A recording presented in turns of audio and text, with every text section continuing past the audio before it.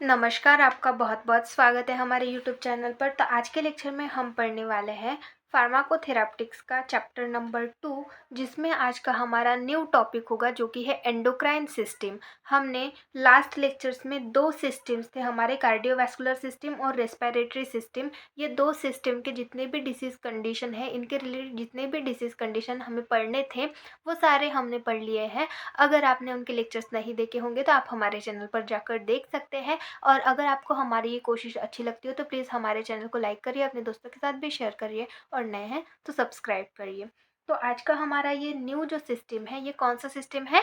Endocrine system है। Endocrine system के बारे में आपको पता होगा, एंडोक्राइन सिस्टम में बहुत सारे ग्लैंड्स आते हैं। तो ये जो एंडोक्राइन सिस्टम है, इनसे रिलेटेड कुछ डिसीज़ कंडीशंस हमें यहाँ पर दी गई है, उनके बारे में हम यहाँ पर देखेंगे। तो सबसे पहले सिलेबस में देख लेते हैं कि हमें कौन कौन से डिसीज़ के बारे में पढ़ना है एंडोक्राइन सिस्टम में।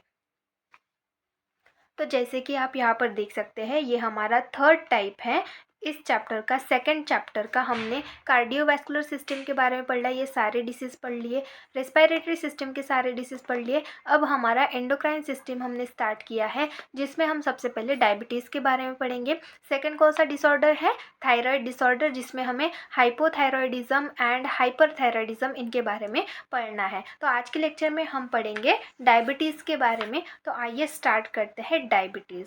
डायबिटीज़ मतलब क्या होता है वो समझेंगे, ये किस तरीके से होता है, क्यों होता है, ये सब चीज़ें हम आज के लेक्चर में समझेंगे। Diabetes is a condition that impairs the body's ability to process blood glucose. तो डायबिटीज़ ये एक ऐसी कंडीशन है जिसमें क्या होता है, जो बॉडी की एबिलिटी है ग्लूकोज को, ब्लड ग्लूकोज को प्रोसेस करने की, उसमें इम्पेयरमेंट आ जाती है। तो इस कंडीशन को हम बोलते हैं डायबिटीज़। मतलब जो हमारी बॉडी है वो ग्लूकोज की जो प्रोसेस है, मतलब ग्लूकोज जो है वो हमारे ब्लड में इंक्रीज़ हो जाता है इस कंडीशन में। तो हमारी जो बॉडी की एबिलिटी है, हमारी बॉडी जो है वो ग्लूकोज को मेंटेन करके रखती है, हमारे ब्लड में जो ग्लूकोज की लेवल है वो मेंटेन करके रखती है। पर बॉडी जो है, ये जो एबिलिटी है, ये लॉस कर देती है जब वहाँ पर इम्पेयरमेंट हो जाती है कुछ। तो उस कंडीशन में जो ब्लड ग्लूकोज की लेवल है वो बढ़ जाती है, तो ऐसे कंडीशन को हम बोलते हैं डायबिटीज़। तो इसकी डेफिनेशन सबसे पहले देखेंगे। It is a chronic metabolic disorder which is characterised by chronic hyperglycaemia with the disturbance of carbohydrate, fat and protein metabolism. तो ये क्रोनिक मेटाबॉलिक डिसऑर्डर है। मेटाबॉलिक डिसऑर्डर मतलब ये एक मेटाबॉलिज्म से रिलेटेड, हमारे बॉडी में मेटाबॉलिज्म होता है जहाँ पर ग्लूकोज का बहुत ही ज़्यादा इम्पॉर्टेंट रोल होता है। तो यहाँ पर ग्लूकोज से रिलेटेड ही ये डिसीज़ है। तो यहाँ पर ग्लूकोज की प्रोसेस जो है वो प्रॉपरली नहीं होती, और ग्लूकोज जो है वो मेटाबॉलिज्म से रिलेटेड है, तो मेटाबॉलिज्म में प्रॉब्लम आएगी। ये एक मेटाबॉलिक डिसऑर्डर है जिसमें, जो कि कैरेक्टराइज बाय क्रोनिक हाइपरग्लाइसेमिया। तो इसमें क्या होता है, क्रोनिक हाइपरग्लाइसेमिया, बहुत ज़्यादा हाइपरग्लाइसेमिया होता है, लॉन्ग टर्म वाला। हाइपरग्लाइसेमिया मतलब हाइपर, और ग्लाइसेमिया, ग्लाइसेमिया मतलब इंक्रीज ब्लड शुगर लेवल, जिसको हम बोलते हैं ग्लाइसेमिया। और हाइपर मतलब बढ़ना, मतलब हाइपरग्लाइसेमिया मतलब इंक्रीज ब्लड शुगर लेवल, हमारी जो ब्लड शुगर लेवल होती है वो बढ़ जाती है, हमारे ब्लड में जो शुगर की अमाउंट है वो इंक्रीज हो जाती है इस कंडीशन में, with the disturbance of carbohydrate, fat and protein metabolism. तो इसकी वजह से जो हमारे कार्बोहाइड्रेट का मेटाबॉलिज्म होता है, फैट का और प्रोटीन का मेटाबॉलिज्म होता है, वो भी डिस्टर्ब हो जाता है। तो ये इस तरीके से कंडीशन होती है, इस तरीके की ये कंडीशन होती है। तो इस तरीके से इसकी डेफिनेशन हो गई। It is a chronic metabolic disorder which is characterised by chronic hyperglycaemia with the disturbance of carbohydrate, fat and protein metabolism. ये सिंपल सी डेफिनेशन है इसकी। देन नेक्स्ट है हाइपरग्लाइसेमिया। हाइपरग्लाइसेमिया मतलब क्या होता है वो देखेंगे। It is defined as the increase concentration of glucose in blood. Hyperglycaemia मतलब क्या होता है, increase concentration of glucose in blood. जो हम शुगर बोलते हैं, शुगर क्या होता है, ग्लूकोज ही होता है, ग्लूकोज ये एक शुगर है। तो ग्लूकोज की लेवल जो है, ग्लूकोज का कंसनट्रेशन हमारे ब्लड में इंक्रीज हो जाता है, उस कंडीशन को हम बोलते हैं हाइपरग्लाइसीमिया। तो फास्टिंग वैल्यू, यहाँ पर हमें कुछ वैल्यू दी गई है जो कि इम्पॉर्टेंट है, पूछी जा सकती है पेपर में 1 मार्क्स के लिए, तो ये आपको याद रखने हैं। तो फास्टिंग वैल्यू हम यहाँ पर देखेंगे। फास्टिंग वैल्यू मतलब जब आप खाना नहीं खाते, आप भूखे पेट रहते हो, उस टाइम पे आपकी जो शुगर लेवल है वो कितनी रहती है वो देखेंगे। मिनिमम और मैक्सिमम ऐसे 2 टाइप के वैल्यू हमें दिए गए हैं यहाँ पर। तो नॉर्मल वैल्यू कितनी होती है, मिनिमम 70 mg/dl और मैक्सिमम वैल्यू होती है 100 mg/dl। प्री डायबिटिक कितनी होती है, मिनिमम होती है 101 mg/dl और मैक्सिमम होती है 126 mg/dl। देन डायबिटिक पेशेंट की वैल्यू कितनी होती है वो देखेंगे। फास्टिंग वैल्यू मतलब ऐसा कोई पेशेंट है जिसको डायबिटीज़ है और उस पेशेंट की ब्लड शुगर लेवल चेक की जाए जब उसका पेट खाली हो, तो उस कंडीशन में उसकी डायबिटिक की वैल्यू, उसकी मिनिमम और मैक्सिमम वैल्यू कितनी होगी ब्लड शुगर लेवल की, वो हम यहाँ पर देखेंगे। तो उसकी मिनिमम वैल्यू होगी मोर देन 126 mg/dl। तो 126 से ज़्यादा वैल्यू होगी उनकी ब्लड शुगर लेवल की, और मैक्सिमम की बता नहीं सकते कितनी हो सकती है करके। देन नेक्स्ट है पोस्ट प्रैंडियल। पोस्ट प्रैंडियल मतलब खाना खाने के 2 घंटे बाद हम ब्लड शुगर लेवल जब चेक करते हैं तो उस कंडीशन में कितनी वैल्यू होती है ब्लड शुगर लेवल की वो देखेंगे। तो नॉर्मल वैल्यू होती है लेस दैन 140, मतलब 140 से नीचे होती है अगर वो नॉर्मल है तो। प्री डायबिटिक कितनी होती है 140 टू 200 mg/dl। तो 140 या फिर 200, मतलब 140 टू 200 तक वो वैल्यू जा सकती है। और कोई डायबिटिक पेशेंट है जिसकी हमने खाना खाने के 2 घंटे बाद ब्लड शुगर लेवल चेक की तो उसकी मोर देन 200 mg/dl तक जाती है। तो इस तरीके से वैल्यूज़ होते हैं ब्लड ग्लूकोज लेवल के। देन नेक्स्ट है टाइप ऑफ डायबिटीज़। डायबिटीज़ के यहाँ पर हम टाइप्स देखेंगे कौन कौन से टाइप्स होते हैं। तो पहला टाइप है टाइप 1 डायबिटीज़ मेलाइटस। तो डायबिटीज़ का सबसे पहला टाइप है type 1 diabetes mellitus. It is also known as insulin dependent diabetes mellitus. इस टाइप को क्या कहा जाता है, इंसुलिन डिपेंडेंट डायबिटीज़ मेलाइटस भी कहा जाता है। देन नेक्स्ट है This disease is characterized by an absolute deficiency of insulin caused by beta cell necrosis। तो ये जो डिसीज़ है ये किसकी वजह से होती है, डिफिशियंसी ऑफ इंसुलिन। जो इंसुलिन होता है ये एक ऐसा सब्सटेंस होता है हमारे बॉडी में जो कि जो ग्लूकोज लेवल है उसको रेगुलेट करता है, उसको मेंटेन करता है। तो यहाँ पर क्या होता है कि इंसुलिन की डिफिशियंसी होती है। ये जो टाइप है यहाँ पर इंसुलिन की डिफिशियंसी होती है। किसकी वजह से इंसुलिन की डिफिशियंसी होती है, बीटा सेल नेक्रोसिस की वजह से। तो नेक्रोसिस मतलब डेथ होना, और बीटा सेल्स क्या है, बीटा सेल्स ये ऐसे सेल्स है जो कि इंसुलिन को रिलीज़ करते हैं। हमारे बॉडी में इंसुलिन कौन रिलीज़ करता है, पैंक्रियाज। पैंक्रियाज में बीटा सेल्स प्रेजेंट होते हैं जो इंसुलिन को रिलीज़ करते हैं। तो ये जो बीटा सेल्स है इनकी डेथ हो जाती है, नेक्रोसिस हो जाते हैं। इसकी वजह से वहाँ पर इंसुलिन रिलीज़ ही नहीं होता, और इंसुलिन की डिफिशियंसी की वजह से फिर हमारे जो ब्लड ग्लूकोज लेवल है वो बढ़ जाती है। तो इस तरीके से टाइप 1 डायबिटीज़ मेलाइटस ऑकर होता है। This occurs mainly in children and young adults, that's why it is also called as juvenile onset diabetes. तो ये जो डायबिटीज़ का टाइप है ये मेनली चिल्ड्रंस में देखा जाता है या फिर यंग अडल्ट्स में, मतलब जिनकी 30 या फिर 30 से कम एज है ऐसे लोगों में ये देखा जाता है, इसीलिए इसको जुवेनाइल ऑनसेट डायबिटीज़ भी कहा जाता है। टाइप 1 डायबिटीज़ मेलाइटस इज सब डिवाइडेड इंटू 2 टाइप। तो ये जो टाइप 1 डायबिटीज़ मेलाइटस है ये 2 टाइप में सब डिवाइड किया गया है। कौन से सब टाइप्स है वो हम यहाँ पर देखेंगे। तो सबसे पहला है सब टाइप 1A। तो ये सब टाइप किस तरीके का होता है वो देखेंगे। It is characterise by auto immune destruction of beta cells which usually lead to insulin deficiency. तो सब टाइप 1A में क्या होता है, यहाँ पर जो हमारी इम्यून सिस्टम है वो बीटा सेल्स को डिस्ट्रॉय कर देती है, फॉरेन पार्टिकल समझकर, फॉरेन बॉडी समझकर ऑटो इम्यून अटैक होता है वहाँ पर, मतलब इम्यून सिस्टम खुद के ही सेल्स पे अटैक करती है जिसकी वजह से इंसुलिन की डिफिशियंसी हो जाती है। तो इस तरीके से अगर इंसुलिन की डिफिशियंसी हुई तो उसको हम सब टाइप 1A बोलते हैं। देन नेक्स्ट है सब टाइप 1B। तो इसमें क्या होता है, it is characterise by insulin deficiency with tendency to develop ketosis. The cause of this type is unknown, so it is also known as idiopathic. तो ये जो सब टाइप 1B है इसका कॉज तो पता नहीं है, पर यहाँ पर भी इंसुलिन की डिफिशियंसी होती है और साथ में यहाँ पर कीटोसिस डेवलप होता है, और साथ में इसको आइडियोपैथिक भी बोला जाता है। तो इस तरीके से ये सब टाइप 1B होता है। देन नेक्स्ट हम देखेंगे टाइप 2 डायबिटीज़ मिलाइटस। हमने पहला टाइप देखा type 1 diabetes mellitus, then next है टाइप 2 डायबिटीज़ मिलाइटस। ये सेकेंड टाइप है डायबिटीज़ का। It is also known as non insulin dependent diabetes mellitus. इसको non insulin dependent diabetes mellitus भी कहा जाता है। In this disease, pancreas continues secrete insulin, but the secretion is either delayed or the peripheral tissue develop resistance to the secreted insulin। तो यहाँ पर क्या होता है, इस कंडीशन में क्या होता है, जो हमारा पैंक्रियाज होता है वो प्रॉपरली इंसुलिन सिक्रेट करता है, पर या तो वो देर से इंसुलिन सिक्रेट करता है या फिर जो हमारे टिश्यू है वो इंसुलिन के अगेंस्ट रेजिस्टेंस फॉर्म कर देते हैं। इसकी वजह से फिर वहाँ पर इस तरीके का डायबिटीज़ जो है वो डेवलप हो जाता है। दिस डिसीज़ में occur at any as but more common in patient above 40 years. तो ये किसी भी एज में हो सकता है, पर ज़्यादातर 40 ईयर्स से अबव वाले जो पेशेंट होते हैं उनमें ज़्यादातर ये देखा जाता है। देन नेक्स्ट है जेस्टेशन डायबिटीज़। जेस्टेशन डायबिटीज़ मतलब क्या होता है ये देखेंगे।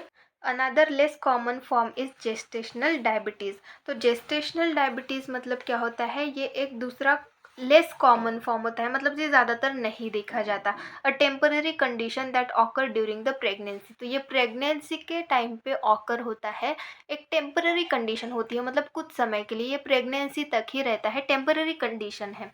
Depending on risk factor, between 3% to 13% of women will develop gestational diabetes, which can be harmful for the baby if not controlled। तो जैसे कि रिस्क फैक्टर्स को देखा जाए तो 3% to 13% तक वुमन ऐसी होती है जिनको जेस्टेशनल डायबिटीज़ होते हैं, मतलब प्रेगनेंसी में उनको डायबिटीज़ होते हैं, जो कि हार्मफुल हो सकते हैं बच्चे के लिए अगर वो कंट्रोल नहीं किए जाए तो। The problem usually clear after the delivery. तो डिलीवरी के बाद जो प्रॉब्लम है, ये जो जेस्टेशनल डायबिटीज़ है, ये क्लियर हो जाती है, क्योर हो जाती है, ठीक हो जाती है। तो इस तरीके से ये 3 टाइप होते हैं डायबिटीज़ के। फिर नेक्स्ट हम देखेंगे इटियोलॉजी। इटियोलॉजी मतलब कॉज। डायबिटीज़ के कॉज क्या है, इसके रीज़न्स क्या है होने के, वो हम यहाँ पर देखेंगे। सबसे पहले हम टाइप 1 डायबिटीज़ मेलाइटस के बारे में देखेंगे। ये किसकी वजह से होता है। सबसे पहला है जेनेटिक फैक्टर। तो जेनेटिक फैक्टर की वजह से होता है, कोई जेनेटिक म्यूटेशन हो, जीन्स की वजह से ये हो सकता है। देन नेक्स्ट है ऑटो इम्यून फैक्टर्स। तो इम्यून सिस्टम अगर अटैक कर दे तो उस कंडीशन में भी ये डिसीज़ हो सकता है, टाइप 1 डायबिटीज़ मेलाइटस हो सकता है। देन नेक्स्ट है इन्वायरमेंटल फैक्टर्स। इन्वायरमेंटल फैक्टर्स में जैसे इन्फेक्शंस आ गए तो ऐसे कंडीशंस होते हैं जिसकी वजह से टाइप 1 डायबिटीज़ मेलाइटस हो सकता है। देन नेक्स्ट है टाइप 2 डायबिटीज़ मेलाइटस। ये किस तरीके से हो सकता है, इसके कौन कौन से फैक्टर्स हैं। तो सबसे पहला जेनेटिक फैक्टर, ये भी जीन्स के थ्रू हो सकता है। देन नेक्स्ट है कॉन्स्टिट्यूशनल फैक्टर्स। कॉन्स्टिट्यूशनल फैक्टर्स मतलब जैसे ओबेसिटी, बहुत ही ज़्यादा इंसान अगर फैट है तो उस कंडीशन में उसको टाइप 2 डायबिटीज़ मेलाइटस हो सकता है, या फिर उसको हाइपरटेंशन है तो उस कंडीशन में भी डायबिटीज़ मेलाइटस हो सकता है, तो उनको हम बोलते हैं कॉन्स्टिट्यूशनल फैक्टर्स। देन नेक्स्ट है इंसुलिन रेजिस्टेंस। अगर हमारे टिश्यू रेजिस्टेंस फॉर्म कर दे इंसुलिन के अगेंस्ट तो उस कंडीशन में टाइप 2 डायबिटीज़ मेलाइटस हो सकता है। देन नेक्स्ट है इम्पेयर्ड इंसुलिन सेक्रेशन। अगर इंसुलिन का सेक्रेशन प्रॉपरली नहीं हो रहा है तो उस कंडीशन में टाइप 2 डायबिटीज़ मेलाइटस हो सकता है। देन नेक्स्ट है इंक्रीज हेपेटिक ग्लूकोज सिंथेसिस। तो जो ग्लूकोज सिंथेसिस है वो इंक्रीज हो रहा हो, मतलब बढ़ रहा हो सिंथेसिस, तो उस कंडीशन में इस टाइप का डायबिटीज़ मेलाइटस हो सकता है। तो ये हो गया type 2 diabetes mellitus. Then next is gestational diabetes. ये किसकी वजह से होता है, हार्मोनल चेंजेस की वजह से। जो हमारा प्लेसेंटा होता है प्रेगनेंसी के टाइम, जो प्लेसेंटा होता है वो कुछ हार्मोन्स रिलीज़ करता है, तो उसकी वजह से क्या होता है, जो हमारे टिश्यू है वो रेजिस्टेंस फॉर्म कर देते हैं इंसुलिन के अगेंस्ट, तो उसकी वजह से फिर डायबिटीज़ होते हैं, उनको हम बोलते हैं जेस्टेशनल डायबिटीज़। देन नेक्स्ट है पैथोफिजियोलॉजी। पैथोफिजियोलॉजी देखेंगे, ये डायबिटीज़ किस तरीके से हमारे बॉडी में डेवलप होता है। अभी तक हमने रीजंस देखे ये किससे डेवलप हो सकता है, अब कैसे डेवलप होता है हमारी बॉडी में वो देखेंगे। तो सबसे पहले देखेंगे टाइप 1 डायबिटीज़ मिलाइटस, ये किस तरीके से हमारी बॉडी में डेवलप होता है। There are 3 mechanisms which are responsible for beta cell destruction. तो 3 मैकेनिज्म होते हैं जिसकी वजह से, जो कि रिस्पॉन्सिबल होते हैं बीटा सेल डिस्ट्रक्शन के लिए, उनकी वजह से बीटा सेल्स डिस्ट्रॉय होते हैं। तो वो हम देखेंगे कौन कौन से 3 फैक्टर्स है। तो सबसे पहला है genetic factor. Genetic factor genes की वजह से अगर मदर फादर को हो तो उनकी वजह से बच्चों में आ सकता है, जेनेटिक फैक्टर हो गए। देन नेक्स्ट है ऑटो इम्यून अटैक। अगर हमारी इम्यून सिस्टम हमारे सेल्स पे अटैक कर दे, हमारे जो बीटा सेल्स हैं जो इंसुलिन रिलीज करते हैं उनको अटैक कर दे, तो उस कंडीशन में भी ये कंडीशन हो सकती है। देन नेक्स्ट है इन्वायरमेंटल फैक्टर्स। तो मतलब ये रीजंस हो गए, ये हमने इटियोलॉजी में देखा, वही यहाँ पर हम देख रहे हैं। तो इनकी वजह से फिर क्या होता है, जैसे जेनेटिक फैक्टर हो गए या फिर इन्वायरमेंटल फैक्टर जैसे वायरल इन्फेक्शन या फिर किसी ड्रग की वजह से भी हो सकता है। तो इन्वायरमेंटल फैक्टर हो गए, तो इनकी वजह से क्या होता है, immune response against normal beta cells. तो इम्यून सिस्टम एक्टिवेट हो जाती है और जो नॉर्मल बीटा सेल्स हैं उनके ऊपर अटैक कर देती है। या फिर क्या होता है, immune response against Altered beta cells. तो कोई बीटा सेल्स है उनका टिश्यू खराब हो गया है, उस कंडीशन में वहाँ पर इम्यून सिस्टम अटैक कर सकती है। तो उससे क्या होगा, ऑटो इम्यून अटैक होगा। मतलब जो इम्यून सिस्टम है वो रिस्पांस दिखा रही है नॉर्मल बीटा सेल्स के अगेंस्ट या फिर जो बीटा सेल्स है जिनका फंक्शन अल्टर हो गया है उनके अगेंस्ट। तो ये क्या हो गया, ये एक इम्यून अटैक हो गया। तो इम्यून अटैक जब होता है तो उसकी वजह से क्या होता है, जो हमारी एंटीबॉडीज़ हैं वो हमारे बीटा सेल्स को डिस्ट्रॉय कर देते हैं, उनका डिस्ट्रक्शन कर देते हैं। तो इसकी वजह से क्या होता है, फिर टाइप 1 डायबिटीज़ मेलाइटिस ये कंडीशन ऑकर होती है। तो इस तरीके से ये पैथोफिजियोलॉजी हो गई टाइप 1 डायबिटीज़ मेलाइटिस की। देन नेक्स्ट है टाइप 2 डायबिटीज़ मेलाइटिस की पैथोफिजियोलॉजी। तो इसमें क्या होता है, ये किस तरीके से डेवलप होती है वो देखेंगे। There are number of factors which involve in type 2 diabetes mellitus. तो यहाँ पर बहुत सारे ऐसे फैक्टर्स होते हैं जो कि इन्वॉल्व होते हैं जिसकी वजह से टाइप 2 डायबिटीज़ मेलाइटिस होता है। तो यहाँ पर हमें कुछ फैक्टर्स दिए गए हैं, उनके बारे में देखेंगे। सबसे पहला है जेनेटिक फैक्टर, जीन्स की वजह से हो सकता है। कॉन्स्टिट्यूशनल फैक्टर जैसे ओबेसिटी हो गया, हाइपरटेंशन हो गया, उनकी वजह से भी हो सकता है। इंसुलिन रेजिस्टेंस फॉर्म हो गया, वो एक फैक्टर है। Then impaired insulin secretion properly नहीं हो रहा है। तो ये सब चीज़ें इनकी वजह से टाइप 2 डायबिटीज़ मेलाइटिस हो सकता है। तो इनकी पैथोफिजियोलॉजी देखेंगे, ये किस तरीके से बॉडी में डेवलप होते हैं। तो जेनेटिक फैक्टर हो गए, जेनेटिक फैक्टर की वजह से जो इंसुलिन सेक्रेशन है वो कम हो रहा है। या फिर क्या हो रहा है, इंसुलिन रेजिस्टेंस, मतलब जो हमारे टिश्यू है उन्होंने इंसुलिन के अगेंस्ट रेजिस्टेंस फॉर्म कर लिया है, किसकी वजह से, जेनेटिक फैक्टर्स की वजह से। ये दो चीज़ें हो सकती है। या फिर जो कॉन्स्टिट्यूशनल फैक्टर्स में आ गए ओबेसिटी, हाइपरटेंशन हो गया या फिर लो फिजिकल एक्टिविटी। तो ये हो गए कॉन्स्टिट्यूशनल फैक्टर, इनकी वजह से डायबिटीज़ मेलाइटिस हो सकता है। तो इनकी वजह से क्या होगा, इंसुलिन रेजिस्टेंस, जो हमारे टिश्यू है वो इंसुलिन के अगेंस्ट रेजिस्टेंस फॉर्म कर लेंगे। जेनेटिक फैक्टर की वजह से दो चीज़ें होगी, एक तो इंसुलिन का सेक्रेशन कम हो जाएगा या फिर जो हमारे टिश्यू है वो इंसुलिन के अगेंस्ट रेजिस्टेंस फॉर्म कर लेंगे। और कॉन्स्टिट्यूशनल फैक्टर्स की वजह से क्या होगा, हमारे टिश्यू रेजिस्टेंस फॉर्म कर लेंगे इंसुलिन के अगेंस्ट। अब इंसुलिन का सेक्रेशन भी डिक्रीज हो रहा है और इंसुलिन जो है, हमारे टिश्यू जो है वो इंसुलिन के अगेंस्ट रेजिस्टेंस भी फॉर्म कर रहे हैं। तो इसकी वजह से क्या होगा, फिर इंसुलिन का मेन काम क्या होता है, जो ब्लड ग्लूकोज लेवल है उसको मेंटेन करके रखना, उसको बनाए रखना। तो ये जो ब्लड ग्लूकोज लेवल है ये फिर बढ़ जाती है। क्यों बढ़ जाती है, क्योंकि इंसुलिन का सेक्रेशन ही कम हो रहा है और जो टिश्यू है वो इंसुलिन का रेजिस्टेंस फॉर्म कर रहे हैं। तो उस कंडीशन में जो इंसुलिन तो रिलीज होता रहता है, इंसुलिन जो है वो रिलीज होता रहता है। तो जब रेजिस्टेंस फॉर्म होता है तो इंसुलिन कितना भी रिलीज हो वो कोई इफेक्ट नहीं दिखाता। तो इंसुलिन का रेजिस्टेंस फॉर्म हो गया या फिर इंसुलिन डिक्रीज हो गया, तो इसकी वजह से क्या होता है, जो ग्लूकोज का सिंथेसिस है वो बढ़ जाता है। ग्लूकोज जो है वो बढ़ जाता है हमारे ब्लड में, जिसकी वजह से हमें हाइपरग्लाइसीमिया होता है। हाइपरग्लाइसीमिया मतलब ब्लड ग्लूकोज लेवल जो है वो इंक्रीज हो जाती है। इसकी वजह से क्या होता है, बीटा सेल एग्जॉशन। एग्जॉशन मतलब जो बीटा सेल्स हैं वो प्रॉपरली जो है इंसुलिन को सेक्रेट तो कर रहे हैं, पर इंसुलिन का रेजिस्टेंस फॉर्म होने की वजह से इंसुलिन जो है वो वहाँ पर काम नहीं कर पा रहा है। पर ब्रेन तो मैसेज कर रहा है पैंक्रियास को कि जो इंसुलिन है वो रिलीज़ करना है। जो बीटा सेल्स है वो एग्जॉस्टेड हो जाते हैं सेक्रेट करके, क्योंकि जो ब्लड की ग्लूकोज लेवल है वो मेंटेन होती नहीं है।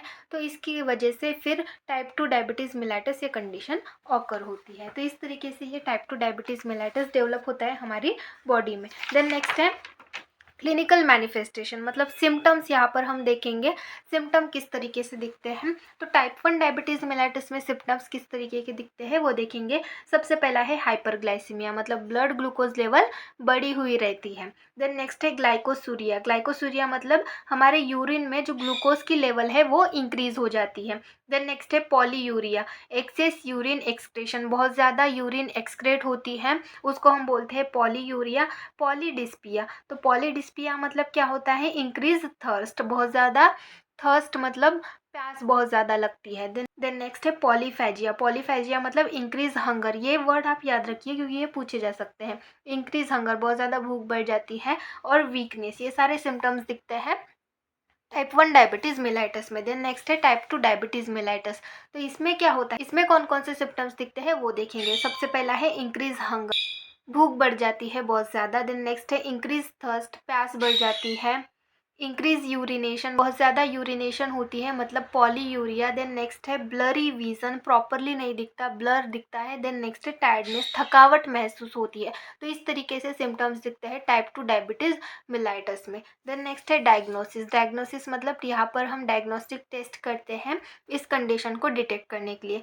तो सबसे पहली टेस्ट है ओरल ग्लूकोज टॉलरेंस टेस्ट, तो टॉलरेंस टेस्ट यहाँ पर की जाती है, ओरल ग्लूकोज टॉलरेंस टेस्ट की जाती है। देन नेक्स्ट है ब्लड टेस्ट, ब्लड टेस्ट भी की जाती है। ग्लाइकेटेड हीमोग्लोबिन टेस्ट की जाती है, यहाँ पर हीमोग्लोबिन में जो ग्लूकोज का अमाउंट है वो कितना है वो चेक किया जाता है। देन नेक्स्ट है यूरिन टेस्ट, यूरिन टेस्ट भी की जाती है क्योंकि वहाँ पर भी ग्लूकोज का अमाउंट जो है वो इंक्रीज हो जाता है। तो ये सारी डायग्नोस्टिक टेस्ट परफॉर्म की जाती है। देन नेक्स्ट हम देखेंगे ट्रीटमेंट, ट्रीटमेंट में हम सबसे पहले नॉन फार्माकोलॉजिकल ट्रीटमेंट देखेंगे, किस तरीके से नॉन फार्माकोलॉजिकल ट्रीटमेंट किया जाता है। तो सबसे पहले टेक हाई प्रोटीनेशियस डाइट, तो जिसमें बहुत ज़्यादा प्रोटीन हो ऐसी डाइट आपको लेनी है। Do not eat sweet foods, आपको मीठा खाना नहीं खाना है। स्वीट फूड जैसे जैम हो गया या फिर कोई स्वीट्स हो गए, तो ऐसे फूड्स आपको नहीं खाने हैं, आपको ऐसे फूड्स अवॉइड करने हैं। देन नेक्स्ट है फूड टू बी ईटन, तो आपको जो बॉईल किए हुए स्टीम फूड रहते हैं ऐसा खाना ही खाना है। अवॉइड अल्कोहल इनटेक, आपको अल्कोहल नहीं लेनी है। वेट कंट्रोल, आपको आपका वेट कंट्रोल करके रखना है। Exercise should be done regularly, आपको एक्सरसाइज रेगुलरली करनी है। तो इस तरीके से कुछ नॉन फार्माकोलॉजिकल ट्रीटमेंट आपको करना है। देन नेक्स्ट है फार्माकोलॉजिकल ट्रीटमेंट, मेडिसिन कौन कौन सी ले सकते हैं इस कंडीशन में वो देखेंगे।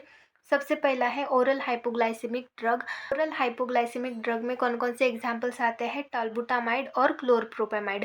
Then next is herbal drugs, herbal drugs में कौन कौन से आते हैं ड्रग्स, गुआर गम हो गया, पनीर बूटी हो गया, तो ऐसे ड्रग्स इस कंडीशन में दिए जाते हैं। और जो मोस्ट कॉमन ड्रग है जैसे मेटफॉर्मिन हो गया, ग्लिबेनक्लामाइड हो गया, ऐसे ड्रग्स भी इस कंडीशन में दिए जाते हैं। देन नेक्स्ट है सर्जरी, तो सर्जरी में क्या किया जाता है, सर्जरी किस तरीके की जाती है वो देखेंगे। Transplantation of beta sales of pancreas, तो पैंक्रियास के जो बीटा सेल्स होते हैं उनको ट्रांसप्लांट किए जाता है अगर वो पूरी तरीके से नॉन फंक्शनल हुए हैं तो। देन नेक्स्ट है weight loss surgery, weight loss करने के लिए सर्जरी की जाती है। साथ में किडनी ट्रांसप्लांटेशन, किडनी ट्रांसप्लांटेशन क्यों की जाती है, क्योंकि जब हमारी ब्लड ग्लूकोज लेवल जो है वो कंटिन्यूअसली हाई रहती है, तो उस कंडीशन में हमारी जो किडनी है वो प्रॉपरली जो ब्लड है उसको फिल्टर नहीं कर पाती। उसकी वजह से जो हमारी किडनी है उसके ऊपर बहुत ही ज़्यादा प्रेशर पड़ता है, जिसकी वजह से हमारी किडनी प्रॉपरली ब्लड को फ़िल्टर नहीं कर पाती। इसकी वजह से फिर जो हमारी किडनी है वो भी ख़राब हो जाती है और उस कंडीशन में किडनी को ट्रांसप्लांट करना पड़ता है।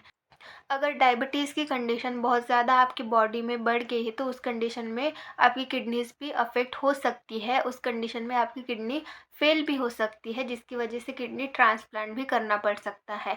तो इस तरीके से किडनी ट्रांसप्लांटेशन ये भी सर्जरी इस कंडीशन में की जाती है। तो इस तरीके से हमने ये डायबिटीज़ इस डिसीज़ के बारे में पूरा यहाँ पर पढ़ लिया है। आज के लेक्चर में बस इतना ही।